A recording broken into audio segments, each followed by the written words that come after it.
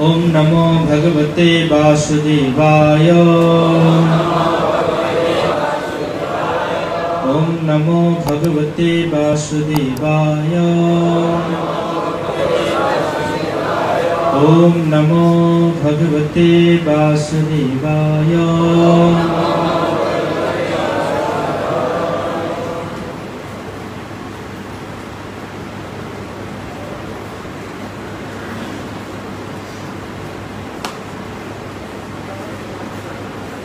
अमल पुराण श्रीमद् भागवतम द्वितीय स्कंध अष्टम अध्याय 28तम श्लोक आमरा पाठ करे श्रवण करब। दया करे सबाई आमार साथे उच्चारण करबेन। प्राहो भागवतम नाम पुराणं ब्रह्म संगीतम् ब्रह्मणे भगवत् प्रक्तम् ब्रह्मकल्पोपागते प्राहो भगवतं नाम पुराणं ब्रह्म समन्वितम् ब्रह्मणे भगवत् प्रक्तम् ब्रह्मकल्पोपागते प्राहो भगवतं नाम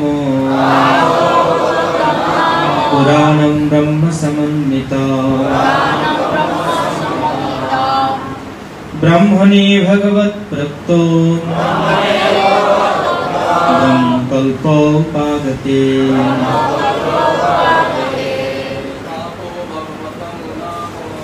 प्राहो भगवतं नाम पुराणं ब्रह्म संहिताम् ब्रह्मणे भगवत् प्रक्तम् ब्रह्मकल्पोपागते प्राहो भगवतं नाम पुराणं ब्रह्म संहिताम् ब्रह्मणे भगवत् प्रक्तम् ब्रह्मकल्पोपागते प्राहो भगवतं नाम पुराणं ब्रह्म संहितम् ब्रह्मणे भगवत् प्रक्तम्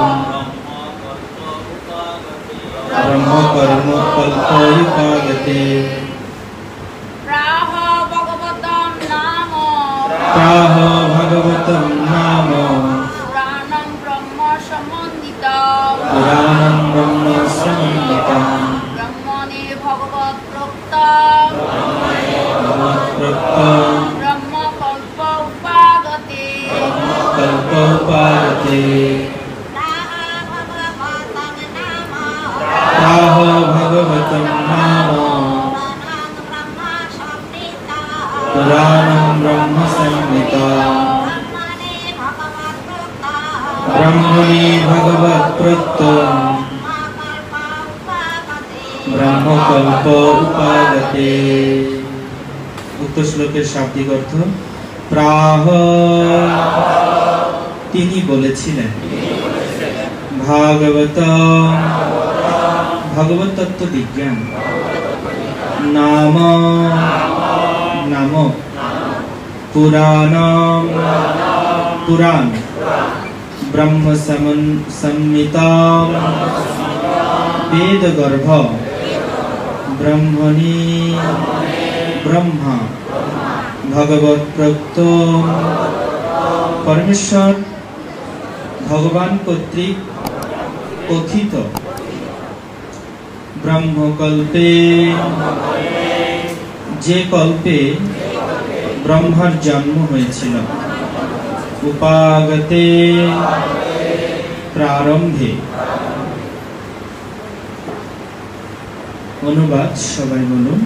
महाराज परीक्षितेर प्रश्नेर उत्तरे तिनि सृष्टिर प्रारंभे सर्वप्रथम कल्पे ভগবান ব্রহ্মাকে যে বেদগর্ভ ভাগবত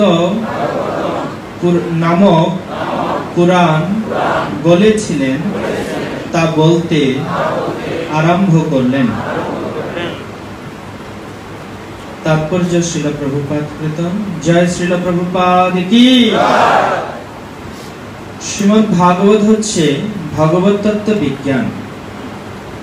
নির্বিশেষবাদীরা বেদগর্ভ শ্রী ভাগবতের মহান তত্ত্ববিজ্ঞান না জেনে সব সময় ভগবানের স্বরূপ সম্বন্ধে ভ্রান্ত ধারণা প্রদান করার চেষ্টা করে। এই তত্ত্ববিজ্ঞান অবগত হলে নিজের মন গড়া ব্যাখ্যা করার পরিবর্তে মহারাজ পরীক্ষিতের পদাঙ্ক অনুসরণ করে শ্রী সুখদেব গোস্বামীর প্রতিনিধির আশ্রয় গ্রহণ করতে হবে। তা না হলে নিজের মন গড়া ব্যাখ্যা করতে গেলে ভগবানের চরণে মহা অপরাধ হয়। অভক্তদের দ্বারা শ্রীমদ্ ভাগবতের ভ্রান্ত ব্যাখ্যার ফলে শ্রীমদ্ ভাগবতের বাণী হৃদয়ঙ্গম করার ব্যাপারে মহা উৎপাতের সৃষ্টি হয়। তাই যারা ভগবত তত্ত্ব বিজ্ঞান হৃদয়ঙ্গম করতে চায় তাদের এই বিষয়ে যথার্থ সর্বদা সচেতন থাকা কর্তব্য। এখানেই শ্রীল প্রভুপাদ কৃত প্রাঞ্জল তাৎপর্য সমাপ্ত হয়েছে। সুধী সম্মানিত ভাগবত রসপিপাসু সজ্জন বৃন্দ, আমরা নিয়মিতভাবে শ্রীমদ্ ভাগবতম অধ্যয়ন করছি, শ্রবণ করছি। গতকাল আমরা শ্রবণ করেছিলাম শ্রীপাদ সুন্দর শ্যাম প্রভুর মুখে কিভাবে পরীক্ষিত মহারাজ তিনি সুখদেব গোস্বামীর কাছে প্রশ্ন জিজ্ঞাসা করেছেন। তিনি যখন প্রথম সুখদেব গোস্বামীর সন্নিধানে গেলেন, প্রথমে তিনি দুটি প্রশ্ন করেছেন, আর এই অধ্যায়ে এসে তিনি অনেকগুলি প্রশ্ন করেছেন। প্রথম যে দুটি প্রশ্ন, সেই দুটি প্রশ্ন আসলে সর্বাপেক্ষা গুরুত্বপূর্ণ। প্রথমে তিনি দুটি প্রশ্ন জিজ্ঞাসা করেছেন যে, হে ঋষিবর, দয়া করে বলুন, যার হাতে কোনো সময় নেই, অর্থাৎ যার মৃত্যু উপস্থিত হয়েছে, তার কি করা কর্তব্য?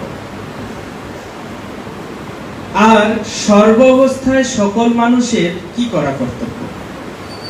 এই দুটি প্রশ্ন পরীক্ষিত মহারাজ প্রথমেই জিজ্ঞাসা করেছেন। অর্থাৎ তিনি প্রকারান্তরে আমাদের সকলের পক্ষ হয়ে আমাদের প্রশ্নটি করেছেন। যাদের মৃত্যু সম্মুখে তাদের কি করা উচিত, আর যারা আমরা ভাবছি যে আমাদের মৃত্যু এখনো কাছে আসেনি, তাহলে আমাদের জন্য কি করা উচিত? দুটি প্রশ্নই পরীক্ষিত মহারাজ করেছেন। একই সাথে তিনি তার নিজের প্রশ্নটিও করেছেন, কারণ তিনি জানতেন যে তার জীবনের কেবলমাত্র 7 দিন বাকি আছে। তো এইভাবে মহারাজ পরীক্ষিত সুখদেব গোস্বামীর কাছে নানা গুরুত্বপূর্ণ প্রশ্ন জিজ্ঞাসা করেছেন। তদুত্তরে শ্রীল সুত গোস্বামী বলছেন যে, তদুত্তরে যখন মহারাজ পরীক্ষিত এই সমস্ত প্রশ্নগুলি করলেন, তখন সুখদেব গোস্বামী তিনি নিজের কথা বললেন না, তিনি নিজের মতো উত্তর দিলেন না। তিনি সেই কথা বর্ণনা করতে শুরু করলেন যেই কথা পরমেশ্বর ভগবান শ্রীহরি বেদগর্ভ জ্ঞান ব্রহ্মাকে প্রদান করেছিলেন। অর্থাৎ ব্রহ্মা যেই জ্ঞান প্রাপ্ত হয়েছিলেন ভগবানের কাছ থেকে, সেই জ্ঞানের কথাই তিনি পুনরাবৃত্তি করতে লাগলেন। কার কাছে? মহারাজ পরীক্ষিতের কাছে। তো প্রসঙ্গ থেকেই আমরা স্পষ্ট বুঝতে পারছি যে এই যে আধ্যাত্মিক সোসাইটি বা আধ্যাত্মিক সঙ্গ, এর মধ্যে মন গড়া তথ্য বা তত্ত্বের কোনো মন গড়া তথ্য এখানে কোনোভাবেই গৃহীত হয় না। এখানে সবসময় সেটাই বলা হয় যেটা পূর্বতন আচার্য বলেছেন।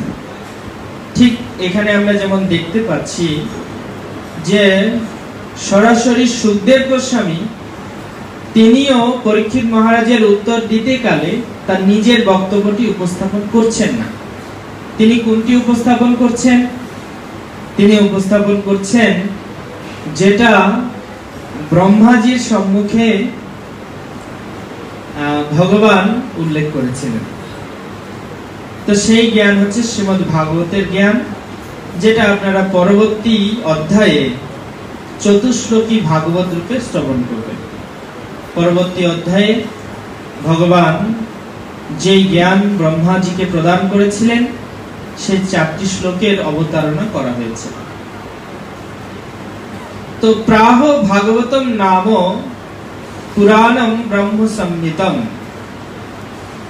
এই যে শ্রীমদ্ ভাগবতম নাম ধারী পুরাণ, এটা কি? ব্রহ্ম সংহিতম। ব্রহ্ম সংহিতম শব্দটি মানে হচ্ছে যেটা সমস্ত বেদের সারাতি সার বস্তু।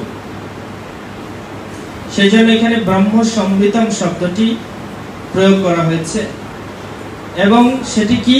প্রাহ ভাগবতম নাম পুরাণম, এটি পুরাণ শাস্ত্রের অন্তর্গত। এবং কি নামধারী শাস্ত্র? ভাগবত নামধারী শাস্ত্র।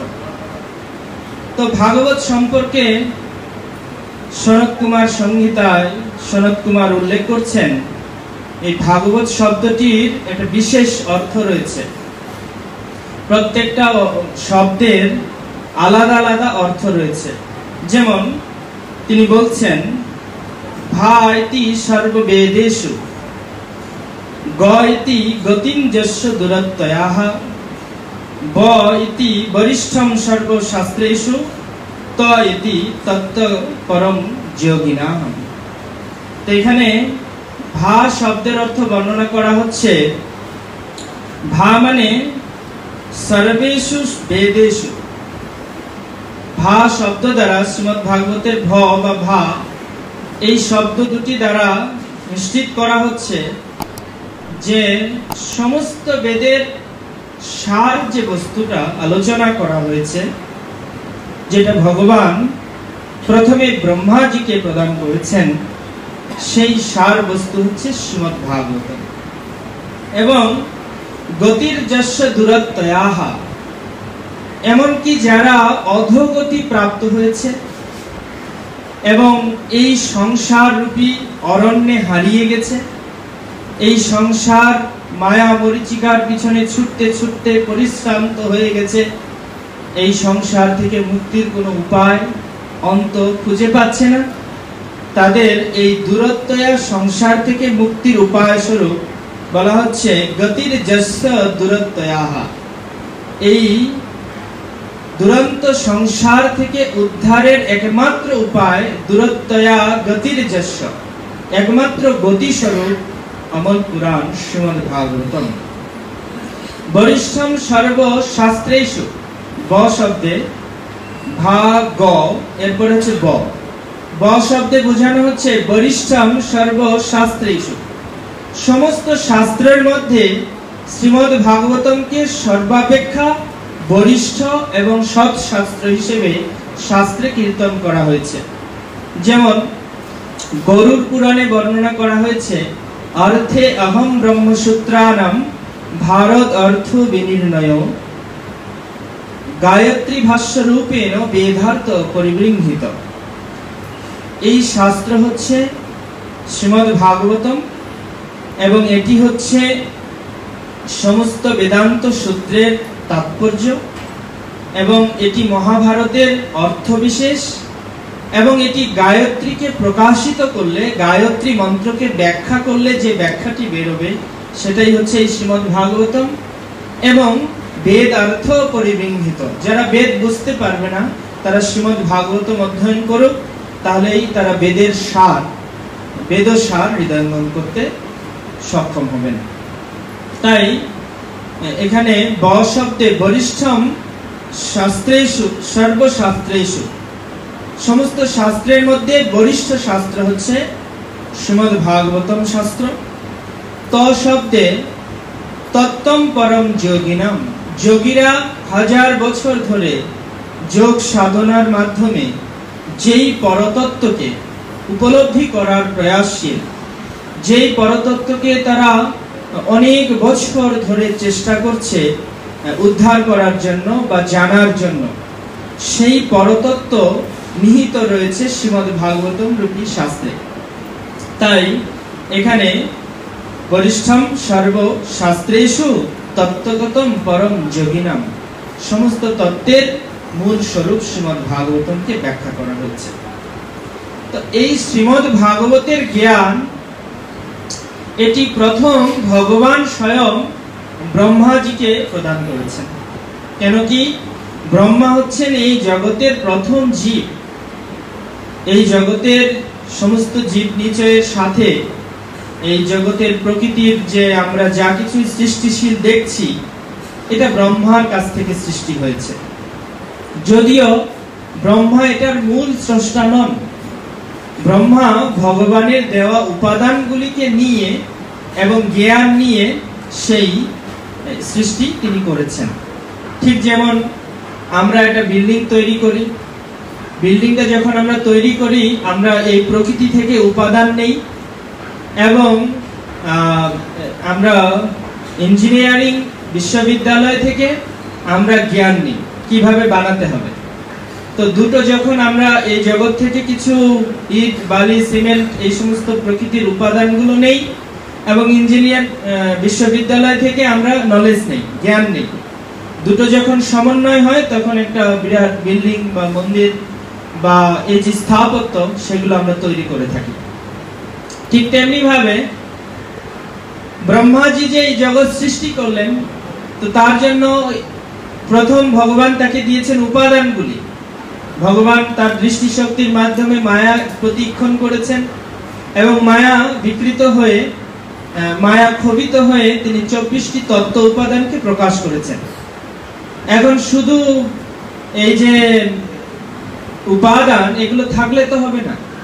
যেমন ইট, কাঠ, বালি, সিমেন্ট সব থাকলেই কি ঘর বানানো যাবে, বাড়ি বানানো যাবে?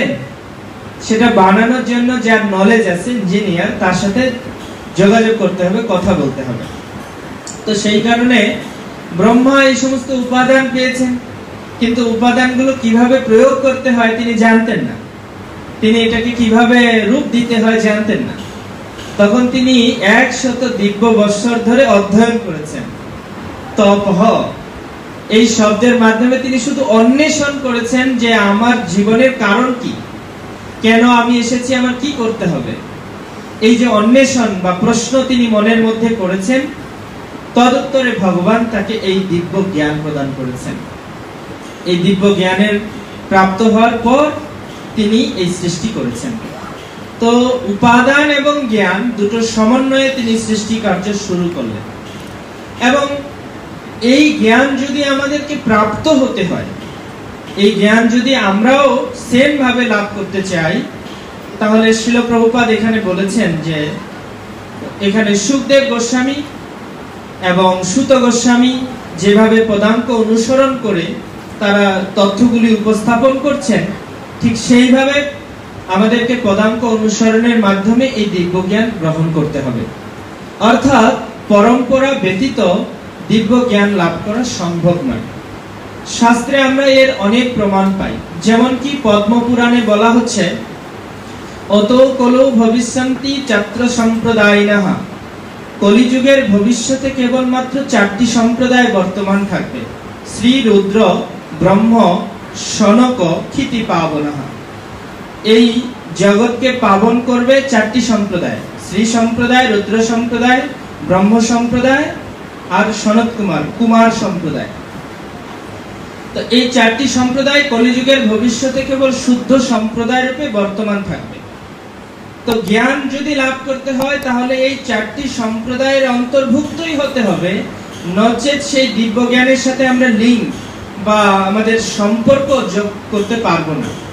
আমরা বিভ্রান্ত হব এই সমাজের বিভ্রান্তবাদী, নির্বিশেষবাদী, মায়াবাদী, পরার্থবাদী অথবা জনহিতৈষী লোকেদের দ্বারা। তো আমরা অলরেডি সমাজ বিভ্রান্ত। এই সমাজের মানুষ এখনো নির্ণয় করতে পারে না যে প্রকৃত পরমেশ্বরকে, আমাদের আরাধ্যকে, এটাও সম্পূর্ণরূপে নির্ণয় করতে পারে না এখন পর্যন্ত। তো বিভ্রান্ত হবার চান্স আছে। প্রভুপাদ বললেন যে নির্বিশেষবাদী, তাদের দ্বারা প্রভাবিত হবার চান্স আছে। তাই সম্প্রদায় বিহীনা যে মন্ত্রাস্তে নিষ্মতা ফলাহ, শাস্ত্রে এটা বলা হচ্ছে যে সম্প্রদায়ের অন্তর্ভুক্ত হয়েই আমাদেরকে জ্ঞান গ্রহণ করতে হবে। যদি সম্প্রদায় বিহীন হয়, সম্প্রদায় ব্যতীত হয়, তাহলে সেই জ্ঞান কি বলা হচ্ছে? নিষ্ফলামতা। সেই জ্ঞানটা হচ্ছে নিষ্ফল। যেমন বট গাছের অনেক ফল হয়, কিন্তু আশ্চর্যের বিষয় হচ্ছে বট গাছের ফল যখন মাটিতে পড়ে একটাও গাছ হয় না। কিভাবে গাছ হয়? প্রক্রিয়াটা কি? প্রক্রিয়াটা হচ্ছে যেই পরিপক্ক বটবৃক্ষের বটবীজকে একটা পাখি গ্রহণ করে, তারপর সেই পাখি মলত্যাগ করে। যখন সে মলত্যাগ করে তখন তার মল থেকে আবার সেই বীজটা প্রকৃতিতে পড়ে, তারপর সেখান থেকে একটা বট গাছের উৎপত্তি হয়। মানে কি? মানে রহস্য বিদ্যাম বেদঃ। বেদ হচ্ছে রহস্য বিদ্যা।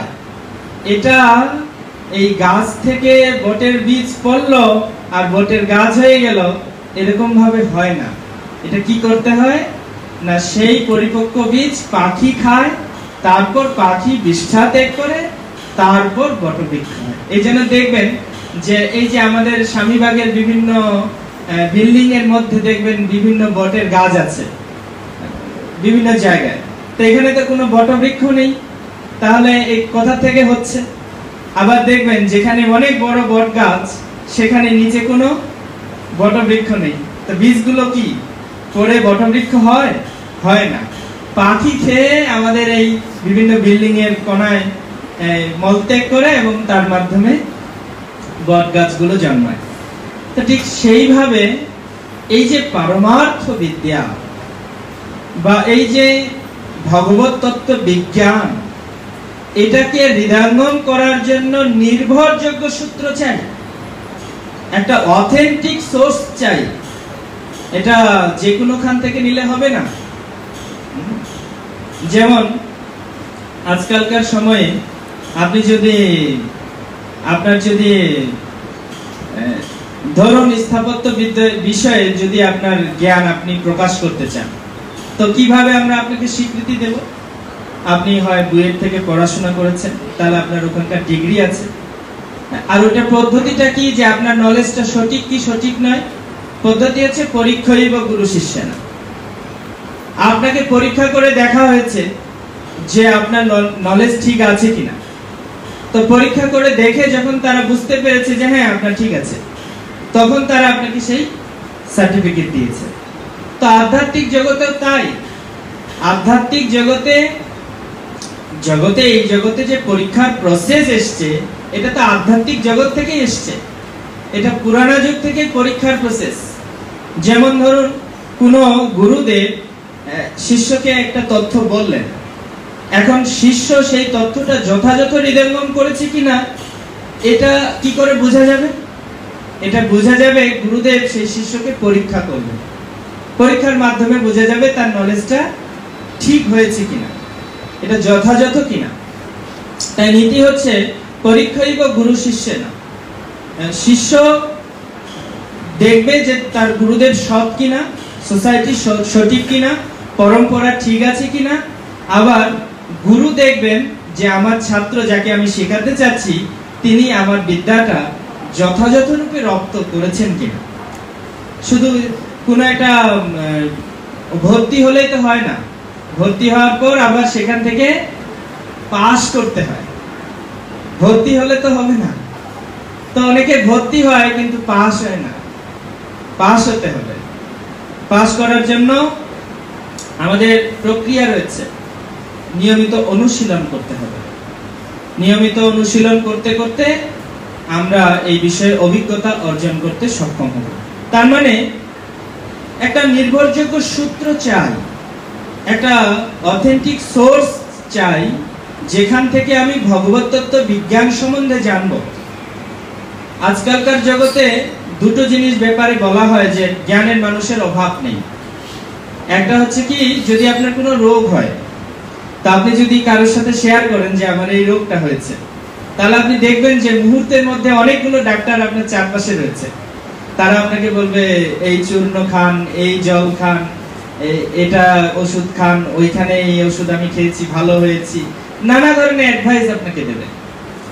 আর দ্বিতীয় হচ্ছে পরম তত্ত্ব বিজ্ঞান, ভগবান সম্বন্ধে, শাস্ত্র সম্বন্ধে আপনি এটা প্রশ্ন করুন, সে জানুক আর না জানুক, পড়ুক আর না পড়ুক, কোনো তার অথেন্টিকতা আছে কি নেই, সে সম্বন্ধে বিচার বিশ্লেষণ না করে আপনাকে আধ্যাত্মিক তত্ত্ব ব্যাপারে সকলেই জ্ঞান দেবে।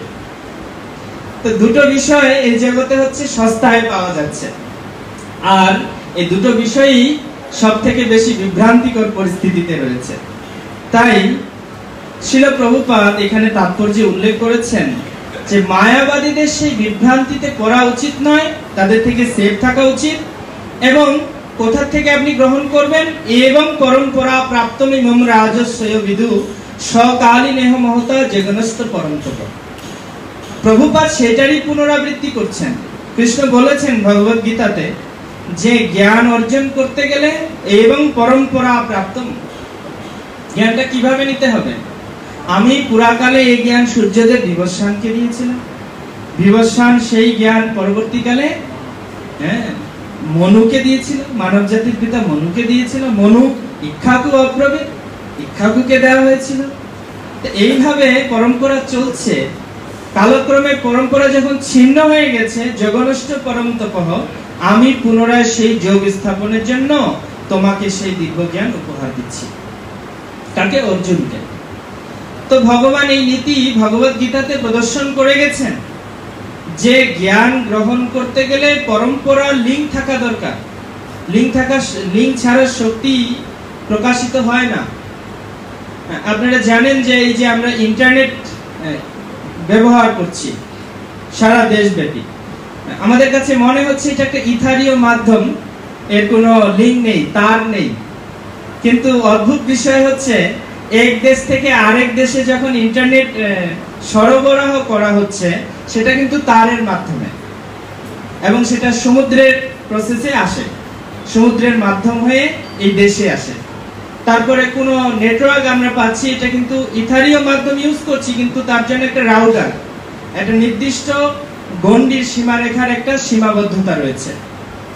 তার মানে বস্তুত আমি যেটা বোঝাতে চাচ্ছি যে পাওয়ার হাউস থেকে যদি এই শক্তিটাকে আমি এখানে নিয়ে আসতে চাই, তাহলে কি দরকার?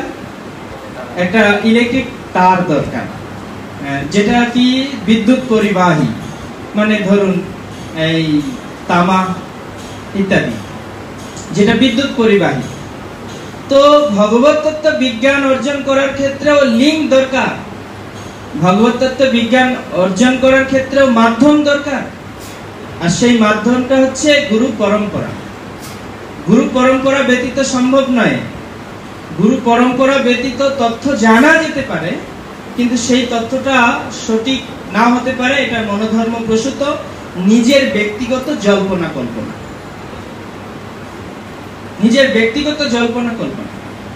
তো এই ধরনের জল্পনা কল্পনা যারা করে, তারা বেদের বিভিন্ন বাক্যগুলিকে উল্লেখ করে মানুষকে বেদ বোঝাতে চায়, আর বোঝাতে গিয়ে মানুষকে বিভ্রান্ত করে ফেলে। তর্কে অপ্রতিষ্ঠাত শ্রুতয়া বিভিন্ন নাশার যস্য মতঙ্গ ভিন্ন। বেদের প্রকৃত মতটাকেই তারা ভিন্ন করে ফেলে তর্কের দ্বারা। তারা কি উপস্থাপন করে? সাধারণত মায়াবাদীদের 5টি মহাবাক্যকে তারা উল্লেখ করে থাকে। সেটা কি? সর্বম খলিদম ব্রহ্ম, সর্বত্র কেবল ব্রহ্ম বিদ্যমান। সর্বম খলিদম ব্রহ্ম, সর্বত্র কেবল ব্রহ্মই বিদ্যমান, ব্রহ্ম ব্যতীত আর কিছুই নেই। ঠিক আছে। তারপরে তারা বলে ব্রহ্ম সত্য, জগৎ মিথ্যা। তো এখন যদি কেউ প্রশ্ন করে বা পরপক্ষ হয়ে আমরা যদি প্রশ্ন করি যে বিবেচনা করুন, সর্বম খলিদম ব্রহ্ম, মানে ব্রহ্ম সর্বত্র রয়েছে, তার মানে এই জগৎটা কি ব্রহ্মের প্রকাশ কিনা, বা এই জগতের মধ্যে ব্রহ্ম আছে কি নেই? তাহলে জগতেও ব্রহ্ম আছে। কিন্তু জগতে ব্রহ্ম যদি থাকে তাহলে সেই জগৎকে আবার পরবর্তী মহাবাক্যে কি করে মিথ্যা বলে প্রতিপাদন করা হয়? অর্থাৎ জগৎ মিথ্যা শব্দটি কেন আসছে তাহলে? তার মানে তারা বিভ্রান্ত, তাদের নিজেদেরই যুক্তি একটা যুক্তি আরেকটা যুক্তির সাথে পরস্পর মিল নেই, বিরোধাভাস রয়েছে। সুতরাং নিজেরাই যখন বিভ্রান্ত, তখন তারা অন্যকে কিভাবে একটি তত্ত্বে উপস্থাপিত করবে, একটি তত্ত্ব তাদেরকে নির্দেশ করবে? তাই সেই সমস্ত বিভ্রান্তিদের থেকে দূরে থাকা, সেই সমস্ত নির্বিশেষবাদী মায়াবাদীদের থেকে দূরে থাকার একটা খুব গুরুত্বপূর্ণ ভূমিকা আমাদের রাখা দরকার। আর তাহলে তাদের থেকে দূরে থাকবো, তাহলে কোথা থেকে নেব জ্ঞানটা? নেব সেটা কোথা থেকে নেব, সোর্সটা কি? সেটা বলা হচ্ছে এবং পরম্পরা প্রাপ্ত। মানে কি, আমাদেরকে পরম্পরা থেকেই নিতে হবে। শ্রী শ্রী রাধা মাধব জগন্নাথ বলদেব সুভদ্রা মহারানী গৌর নিতাই পঞ্চতত্ত্ব ভগবান কি জয়। ইদানিং কালে আমার বলতে বলতে কি হচ্ছে, মানে আমি এটা ফিল করি যে আমি খুব স্পিডে বলতে থাকি, যেটা কি একটু মানে ব্রেনের একটা নেবার জন্য একটা নির্দিষ্ট সময় প্রয়োজন, এটাও আমি বুঝি। কিন্তু আমি ইদানিং কালে এরকম প্রায়শই হচ্ছে কি, আমি যখন বলতে শুরু করছি ধীরে ধীরে আমার স্পিড বাড়ছে। তো এই জন্য আমি একটু থামতে চাই এবং স্লো বলতে চাই। সেই জন্য দরকার হয় কিছু কম বলা উচিত। তো আমি এতক্ষণ খুব স্পিডে বলছিলাম। যাই হোক, আমরা বলছিলাম যে তাহলে প্রভুপাদ এখানে তিনটি বিষয়ে তাৎপর্যে ক্লিয়ার করেছেন। একটা হচ্ছে এই শ্রীমদ্ ভাগবতই হচ্ছে সমস্ত শাস্ত্রের সার এবং পরাবিদ্যা, পরম তত্ত্ব বিজ্ঞান। শ্রীমদ্ ভাগবত হচ্ছে ভগবত তত্ত্ব বিজ্ঞান, এটি তিনি নিশ্চিত করেছেন। এবং তিনি আমাদের সাবধান থাকতে বলেছেন, সেটা হচ্ছে কি, নির্বিশেষবাদীরা বেদগর্ভ শ্রীমদ্ ভাগবতের মহান তত্ত্ববিজ্ঞান না জেনে সবসময় ভগবানের স্বরূপ সম্বন্ধে ভ্রান্ত ধারণা প্রদান করার চেষ্টা করে। তার মানে তারা যেহেতু ভ্রান্ত ধারণা দেয়, তাহলে তাদের থেকে আমাদের কি করতে হবে? দূরে থাকতে হবে। আর তৃতীয়, প্রভুপাদ বলছেন যে পরীক্ষিতের পদাঙ্ক অনুসরণ করে শ্রীল সুখদেব গোস্বামীর প্রতিনিধির আশ্রয় গ্রহণ করতে হবে এই শ্রীমদ্ ভাগবতমের জ্ঞান গ্রহণের জন্য। তার মানে দুটো সোর্স, একটা হচ্ছে শ্রীমদ্ ভাগবত থেকে আমরা সেই পরম তত্ত্ব জানতে পারি, আর একটা হচ্ছে আমরা গুরু পরম্পরার গুরুদেবের কাছ থেকে জানতে পারি। এবং এই দুটো সোর্সের মধ্যেও আবার একটা বিবেচনা রয়েছে। বিবেচনা বলতে কি? বিবেচনাটা হচ্ছে এই যে এটি দুটো, আমি যদি শ্রীমদ্ ভাগবতম নিয়ে পড়ি তো তাতে আমার যতটা কল্যাণ হবে, হ্যাঁ আমি জানতে পারবো, কিন্তু তার থেকে বেশি গুরুত্বপূর্ণ হচ্ছে আশ্রয় করিয়া ভোজে তাহি কৃষ্ণ নাহিতে যে আর সব মরে অকারণ। গুরু পাদপদ্মকে আশ্রয় করে যখন আমি এটি অধ্যয়ন করব, তখন আমি আরো ভালোভাবে এই শ্রীমদ্ ভাগবতমের তত্ত্বকে হৃদয়ঙ্গম করতে সক্ষম হব এবং এটা আমি আরো ভালোভাবে বুঝতে সক্ষম হব। তো সেই জন্য সেই সমস্ত নির্বিশেষবাদী থেকে দূরে থাকা এবং গ্রন্থ ভাগবতকে আশ্রয় করা, গ্রন্থ ভাগবতের যেই অংশগুলি আমরা বুঝি না সেগুলো ব্যক্তি ভাগবত যারা গ্রন্থ ভাগবতকে অনুসরণ করেন তাদের পদাঙ্ক অনুসরণ করে অধ্যয়ন করা উচিত। তো সেই মায়াবাদীরা তারা যে সমস্ত বাক্য নির্দেশ করে সেগুলো আসলে বেদের মহাবাক্য নয়, যদিও তারা এগুলোকে মহাবাক্য বলে উল্লেখ করতে চায়। মহাবাক্য কি? বেদের মহাবাক্য হচ্ছে ওঙ্কার, প্রণব। প্রণব হচ্ছে মহাবাক্য, এটি ভগবানের শব্দ অবতার প্রণব। সেই সম্বন্ধে প্রমাণ দেওয়া হয়েছে শ্রী চৈতন্য চরিতামৃতে। প্রণব সে মহাবাক্য ঈশ্বরের মূর্তি, প্রণব হইতে সর্ববেদ জগতের উৎপত্তি। প্রণবটাকে কি বলা হয়েছে এখানে? মহাবাক্য। মহাবাক্য, প্রণব সে মহাবাক্য, ঈশ্বরের মূর্তি মানে ভগবানের বাঙ্ময় প্রকাশ, শব্দ অবতার। প্রণব হইতে সর্ববেদ জগতের উৎপত্তি, এবং এই প্রণব থেকে সমস্ত জ্ঞানের প্রকাশ হয়েছে, আর এই প্রণব থেকে এই জগতের উৎপত্তি হয়েছে, জগৎ সৃষ্টি হয়েছে ধ্বনির মাধ্যমে, শব্দ তরঙ্গের মাধ্যমে। তো সেই যে প্রণব, সেটা আসলে কি? প্রণব হচ্ছে তিনটা ধ্বনি সমন্বিত একটা অক্ষর, পরম তত্ত্ব, অক্ষর আকৃতি। এই পরম তত্ত্বটাই অক্ষর আকৃতি ধারণ করেছে। সেটা তিনটা কি ধ্বনি আছে? ওম। তো এই ওম শব্দের ধ্বনি আছে তিনটা, অ, উ আর ম। ধ্বনি তিনটা রয়েছে, অ, উ আর ম। তো ও কারণ হচ্ছে কৃষ্ণ সর্বলোকৈক নায়ক। অ মানে কি বোঝানো হয়েছে? কৃষ্ণ স্বয়ং ভগবান শ্রীকৃষ্ণ, যিনি সর্বলোকৈক নায়ক, যিনি সমস্ত লোকের নায়ক। সেই কথা ভগবত গীতায় ব্যক্ত করা হয়েছে। কৃষ্ণই যে সবকিছুর নায়ক, ভক্তারাম যোগ্য তপসাম সর্বলোক মহেশ্বরম সুহৃদম সর্বভূতানাম জ্ঞাতা মাম শান্তি মৃচ্ছতি। তিনি হচ্ছেন সমস্ত লোকের প্রধান, সর্বলোকৈক নায়ক, অকারণচ্যতে কৃষ্ণ। অশব্দে কৃষ্ণ। আর কি প্রমাণ? ও আমি হচ্ছি সব, মানে আমি বর্ণ সমূহের মধ্যে অকার। ভগবত গীতার 10ম অধ্যায়ে আছে, বর্ণ সমূহের মধ্যে আমি অকার। তাহলে অকারণচ্যতে কৃষ্ণ, এখানে যে কৃষ্ণই অকারের প্রতিনিধি, মানে অকার তার জন্য, এবং তিনি সমস্ত জগতের নায়ক, সর্বলোকৈক নায়ক। এবং তারপরে ধ্বনি হচ্ছে অ, উ। উ শব্দে বোঝানো হচ্ছে শক্তি, ভগবানের শক্তি, লাদুনী শক্তি। উ কারণচ্যতে রাধা, ম কারণ জীববাচক।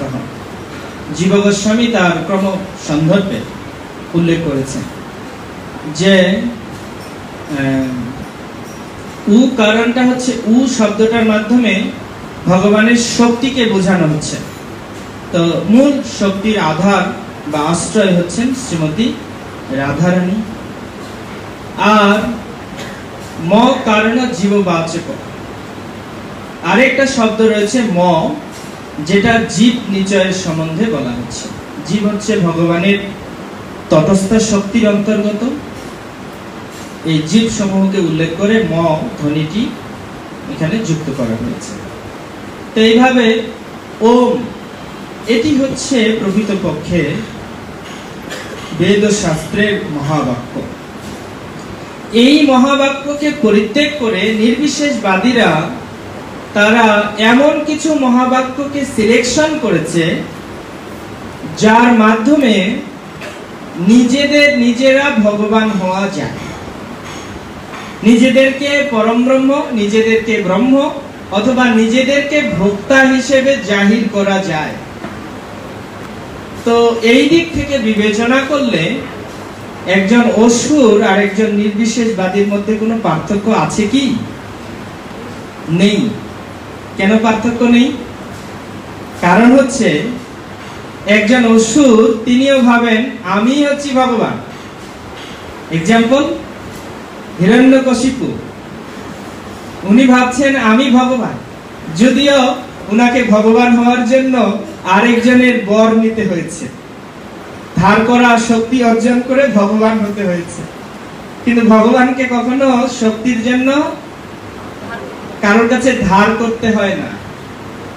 নির্বিশেষবাদীরা বলে থাকেন তাহলে আপনি যে ভগবান, তা আপনার কেন সৌন্দর্য নেই, আপনার কেন ঐশ্বর্য নেই, আপনার কেন এই সবকিছু নেই, আপনি কেন মায়ার দ্বারা প্রভাবিত হয়েছেন, রোগাগ্রস্ত হচ্ছেন? তখন তারা বলে যে না, আমি যে ভগবান আমি ভুলে গেছি, আর যদি আমি পুনরায় স্মরণ করতে পারি আমি ভগবান সোহমস্মি, তাহলে আমি আবার ভগবান হয়ে যাব। তো প্রভুপাদ খুব অকাট্য যুক্তি, প্রভুপাদ বলতেন যে এরকম কেমন ভগবান যে সবকিছু ভুলে যায়?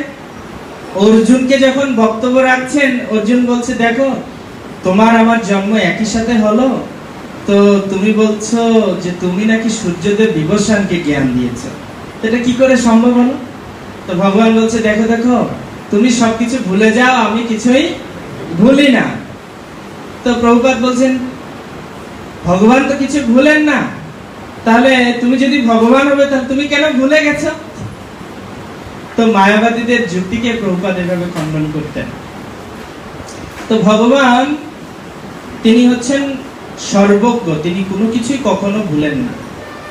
তো এই সমস্ত মায়াবাদী আর অসুরের মধ্যে তেমন পার্থক্য নেই, কারণ তারাও ভগবানের এই প্রাকৃত দেহকে অবজ্ঞা করে, মানে ভগবানের এই মনুষ্য রূপে ভগবান যখন আসেন তারা অবজ্ঞা করে, আর নির্বিশেষবাদীরাও অবজ্ঞা করে, প্রাকৃত মনে করে, ভগবানের অপ্রাকৃত বপুকে জড় মনে করে তারা অবজ্ঞা করে।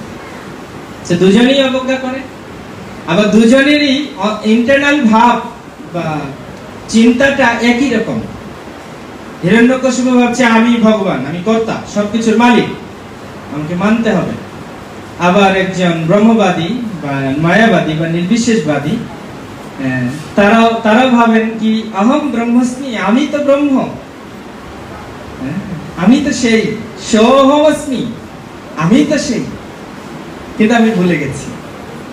তো এই যে তারা এটা বলতে চায়, তার মানে হিরণ্যকশিপুর যে ইন্টারনাল কনসাসনেস আর মায়াবাদীর যে চেতনা, কোনো পার্থক্য আছে কি?